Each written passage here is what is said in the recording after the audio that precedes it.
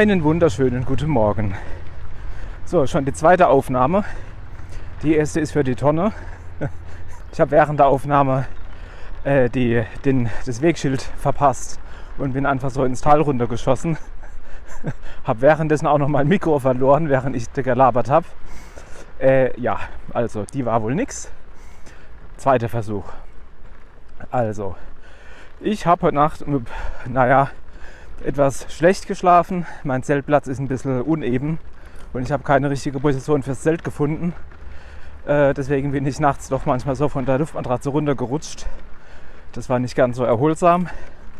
Jetzt habe ich Knie und Rücken und habe gedacht, wenn ich das schon habe, dann nehme ich doch gleich die größte der Touren in Angriff, die ich mir ausgesucht habe für dieses Wochenende. Die geht von Höfen an der Enz, wo der Campingplatz ist, erstmal Richtung Enzklösterle, wahrscheinlich noch ein bisschen weiter, und dann verläuft sie auf einem Bergrücken irgendwie zurück nach Norden und dann wieder runter nach Enzklösterle. Nein, Quatsch, runter nach Höfen an der Enz. Kann ich nachher vielleicht noch genauer erklären, wenn ich selber nochmal richtig weiß. Ob ich die Tour überhaupt schaffe, weiß ich nicht. Hat doch einige Kilometer und vor allen Dingen Höhenmeter. Und bei der Hitze heute ist es vielleicht nicht die beste Wahl der Routen, aber ich beginne einfach mal.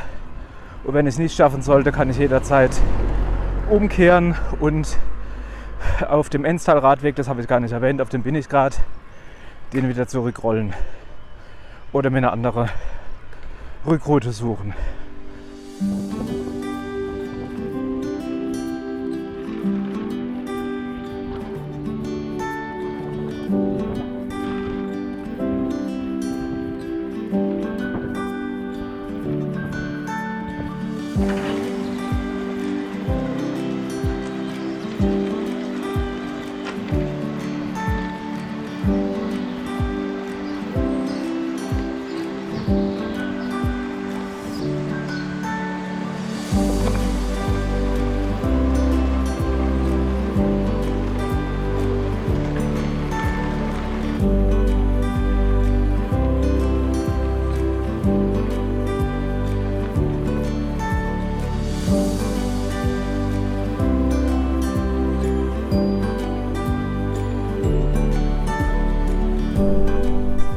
Man merkt, dass heute Feiertag ist. Es ist viel mehr los als gestern.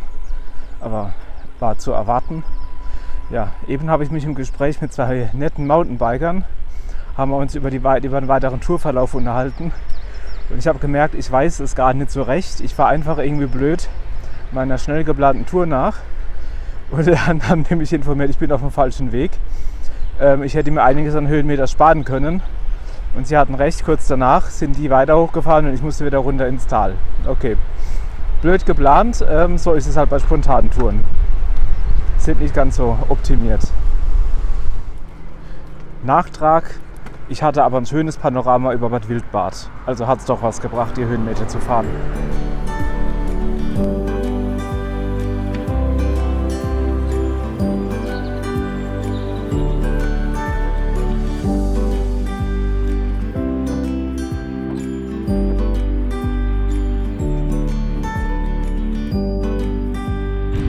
Geht auch mal bergab hier.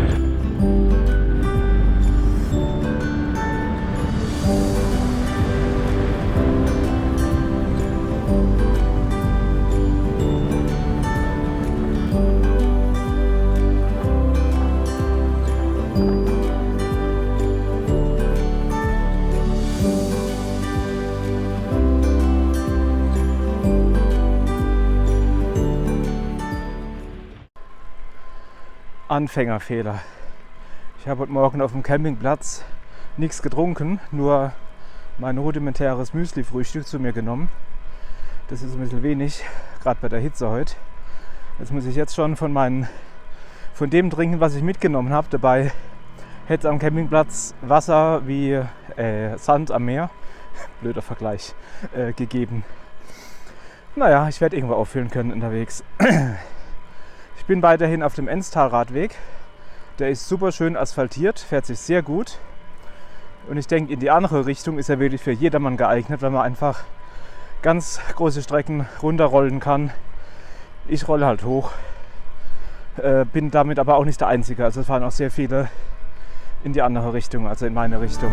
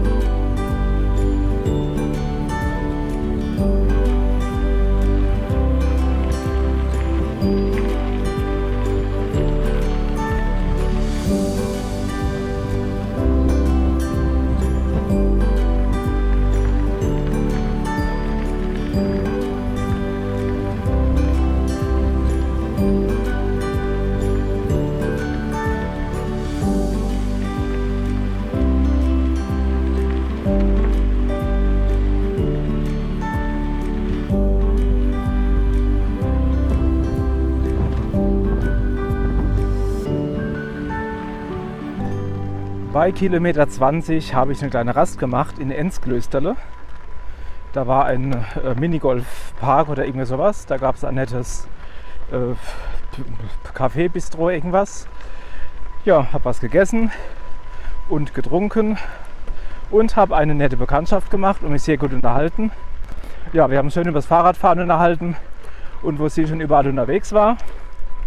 Und ja, sie drückt mir die Daumen, dass ich jetzt die anstehende Strecke nach oben komme, wo ich ja selber ein bisschen unsicher bin, ob ich das mit meinem Rad und dem Schotteruntersteigung überhaupt schaffe. Ja, da komme ich damit auf das Fahrrad zurück. Die Gangschaltung habe ich mir gestern Abend angeschaut.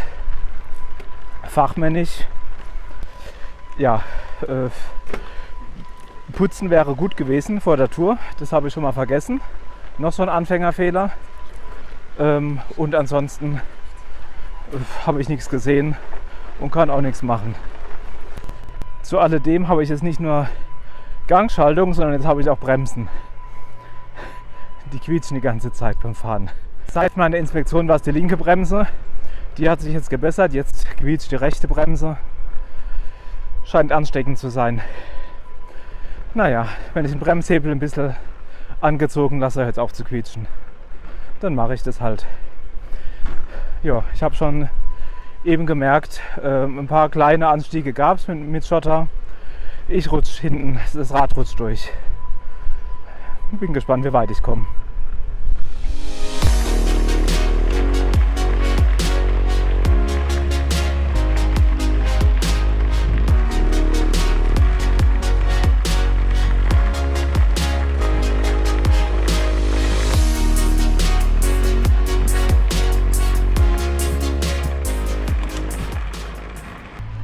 So, jetzt bin ich durch Gompelscheuer gefahren und bin jetzt auf dem Schwarzwald-Panoramaweg.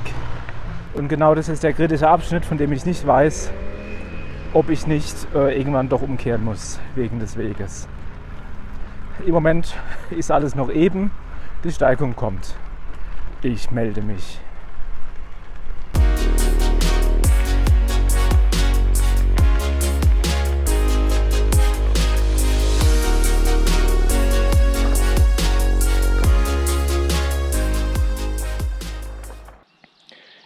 Lieber Herr Bürgermeister von Seewald, hier geht der Schwarzwald-Panoramaweg durch und ich hätte gerne eine Durchfahrtsgenehmigung, sonst müsste ich hier am Schild stehen bleiben und dürfte nicht weiter. Ja, also das sind so Schilder, wo ich mich nicht wundere, weil so Fahrradfahrer immer mehr Schilder ignorieren, weil man es lernt einfach, dass die Schilder Quatsch sind für Fahrradfahrer. Und da, wo sie dann doch mal sinnvoll wären, da sind alle schon dran gewöhnt, dass man nicht mehr drauf guckt. Wäre doch schön, wenn ein Fahrrad frei da stünde.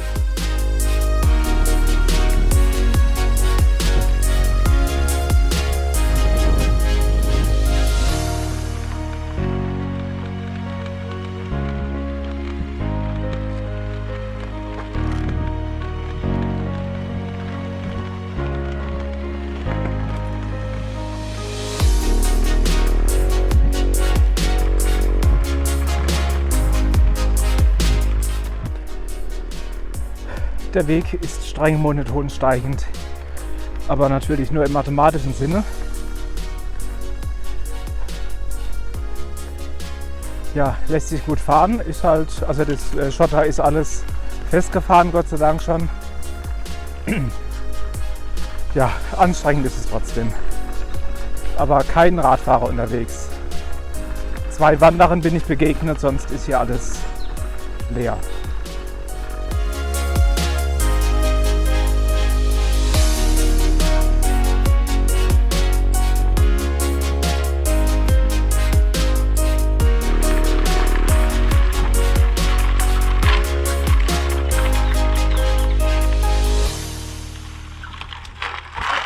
So, mein Weg geht eigentlich rechts, aber links soll es noch eine schöne Aussichtsmöglichkeit geben. Die will ich mir natürlich angucken.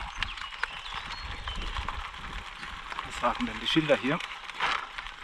Ah ja, schwarzer Panoramaweg geht da weiter. Und nachher fahren wir dann Richtung Kaltenbronn. Ja, und aus Enzglöster, da kommen wir her.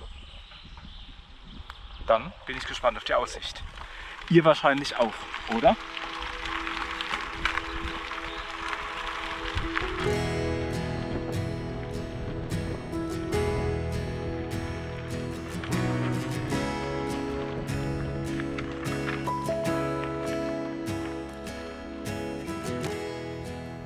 So, das ist der Grund für den kleinen Umweg. Die ganze Zeit gab es nur Bäume links und rechts. Jetzt hatten wir hier endlich mal ein bisschen Weitblick. Sieht doch schon mal vielversprechend aus. Ich bin jetzt etwa auf 900 Meter Höhe und es soll noch insgesamt auf 1100 Meter hochgehen. Als Pause schon mal ganz nett hier.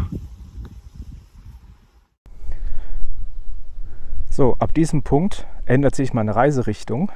Deswegen wechsle ich meine Sonnenbrille. Ich habe nämlich 3 Sonnenbrillen. Das ist die Sonnenbrille, ich habe die Sonne im Gesicht.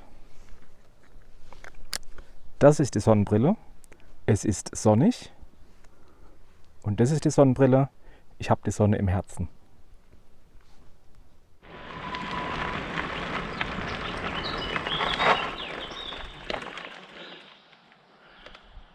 Naturpark Radweg Schwarzwald, Mitte Nord. So hieß der Weg, wo wir jetzt hin wollen. Dann mal los.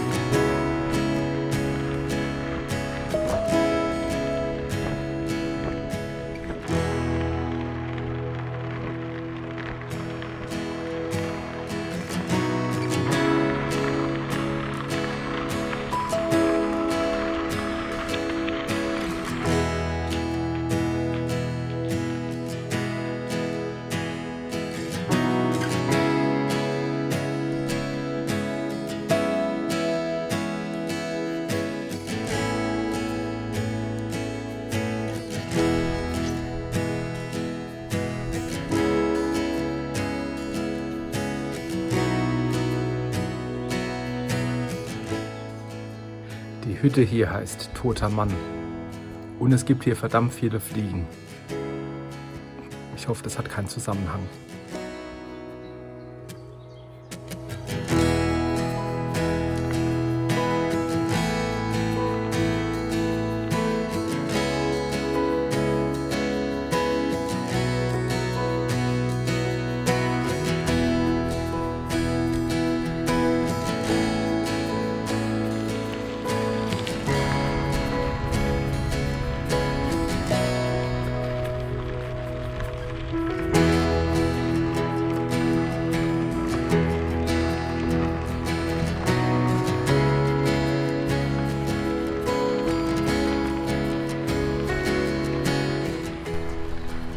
Das war die Prinzenhütte.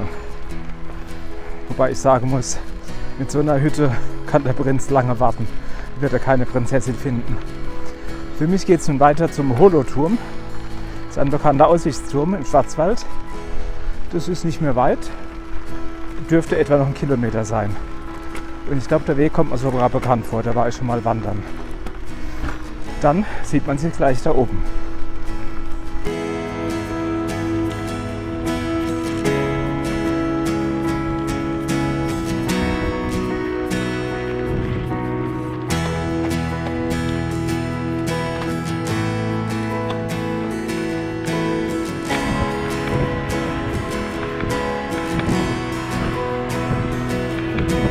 Holo-Turm oder auch Kaiser-Wilhelm-Turm, 1857.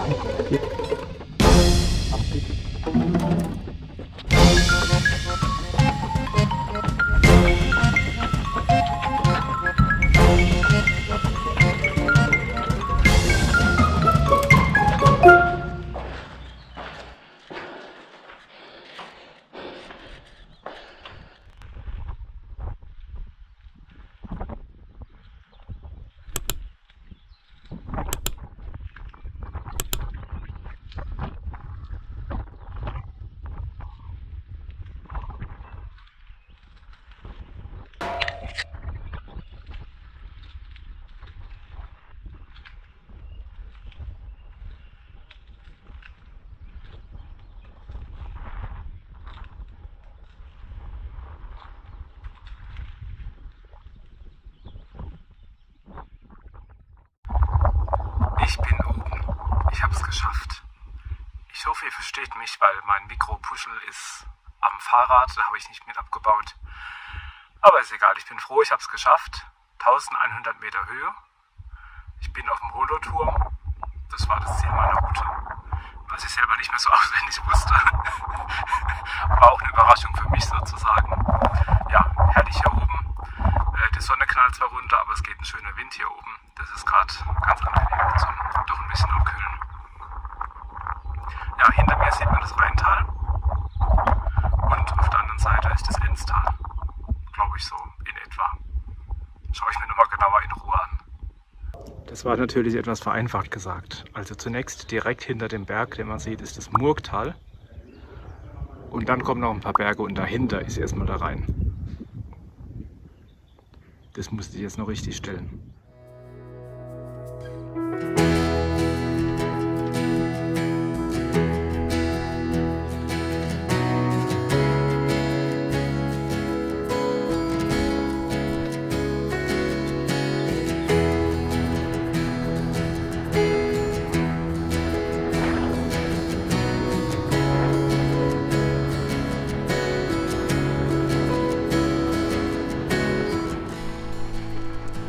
Ach, das war eine tolle Aussicht da oben auf dem Holo-Turm.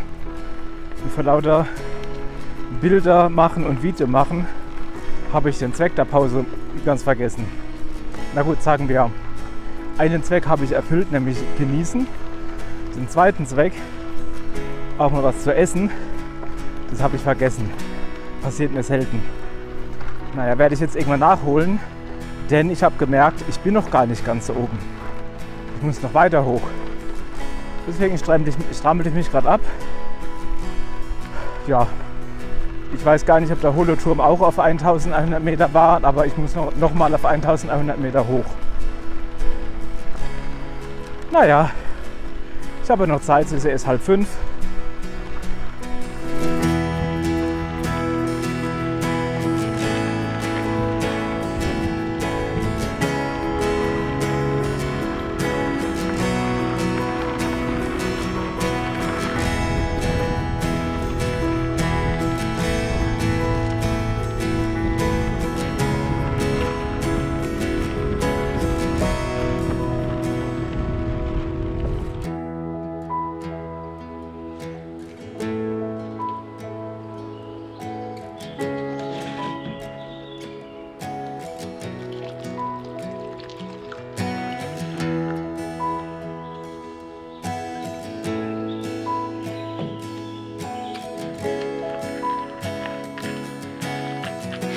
Rest von heute Morgen. Die Milch muss auch mal irgendwann weg. Ist zwar Hafermilch, aber bei der Hitze.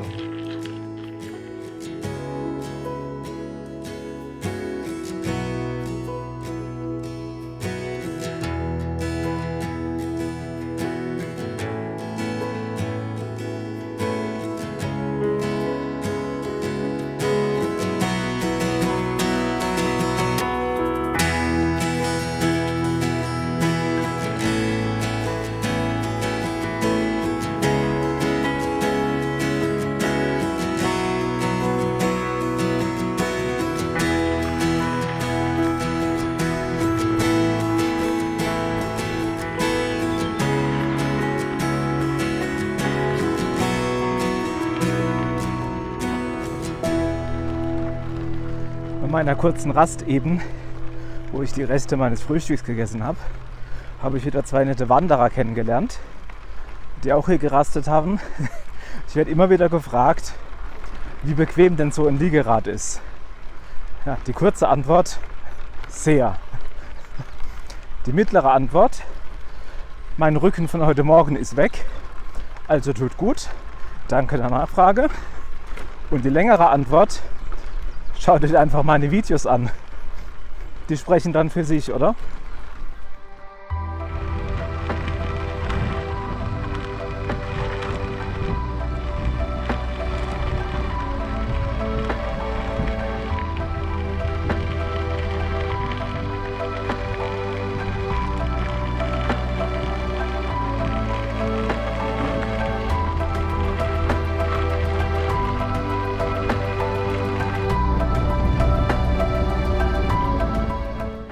Ja, ab jetzt kann es nur noch bergab gehen.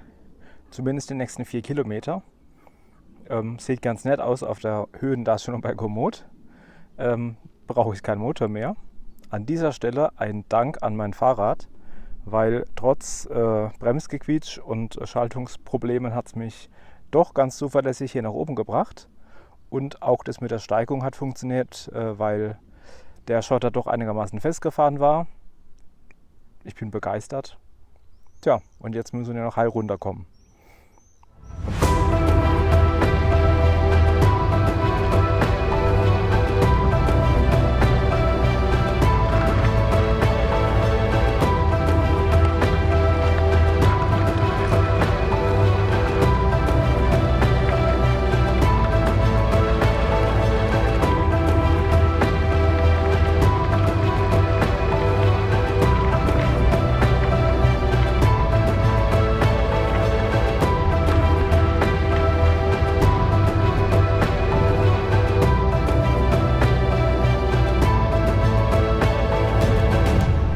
Ach, die Detailanzeige in Komoot kann so trügerisch sein. Ich habe ja gesagt, die nächsten 4 Kilometer geht's bergab. Meistens heißt es dann, dass ab dann was passiert. Ja, jetzt geht's bergauf. Gott sei Dank auf einem gut asphaltierten Weg. Das ist erstmal gut. Aber ich habe gesehen, dass nach einiger Zeit dann die Steigung rot wird in Komoot.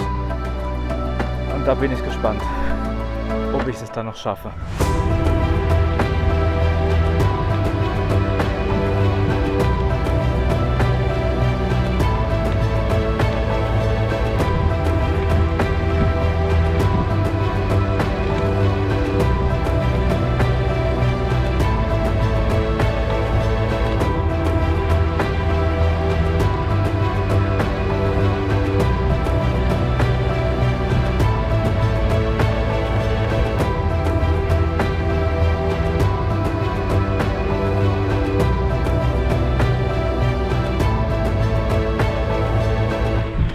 Sieh einer an. Kreisverkehr. Mitten auf dem Berg. 1, 2, 3, 4, 5, 6, 7, 8 Wege kommen hier hoch. Wow. So, jetzt 6 Kilometer bergab.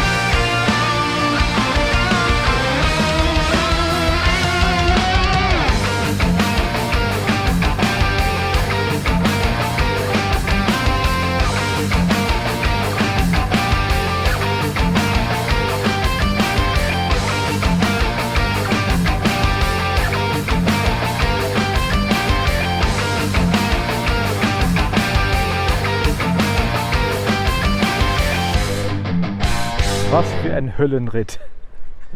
Das war tatsächlich eine Straße, die ich runtergefahren bin. Die hatte irgendwo zwischen 10 und 12% abwärts. Hui. Ja, ich hing an beiden Bremsen fest. Ja, ging gut abwärts. Jetzt bin ich etwas flacher unterwegs. Es geht trotzdem weiterhin leicht abwärts. Und bin schon auch bald am Ziel, wo es hoffentlich dann noch ein paar Dinkelburger für mich gibt. Heute ist Dinkelburger-Tag auf dem Campingplatz. Und da hoffe ich drauf, dass ich es noch rechtzeitig schaffe. Sonst muss ich hungern.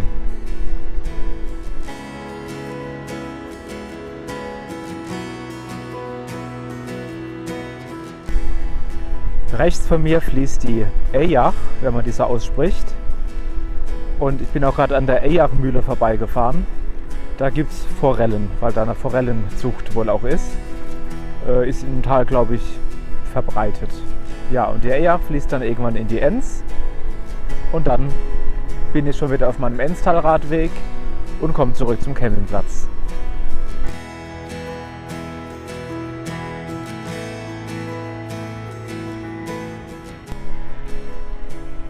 Ich bin wieder auf dem Enztalradweg. Super, noch 1 Kilometer bis zum Campingplatz. Ich bin begeistert von der Tour. 72 Kilometer habe ich hinter mir, also werden es wahrscheinlich 73. Und es lief echt alles super. Hätte nicht gedacht, dass ich die Wege so gut hochkomme. Dass der Akku reicht, wobei ich zugeben muss, dass ich bei meiner ersten Pause in dem netten Minigolf, Café, Bistro, da habe ich zumindest kurz aufgeladen, wobei ich dann noch nicht so viel verbraucht hatte, aber es war rundum gelungen. Das Einzige, wie man die Tour hätte noch besser machen können, wäre, wenn ich eine Begleitung gehabt hätte. Aber diesmal musste ich es leider alleine fahren. Also, nächstes Mal darf gerne wieder jemand mitfahren.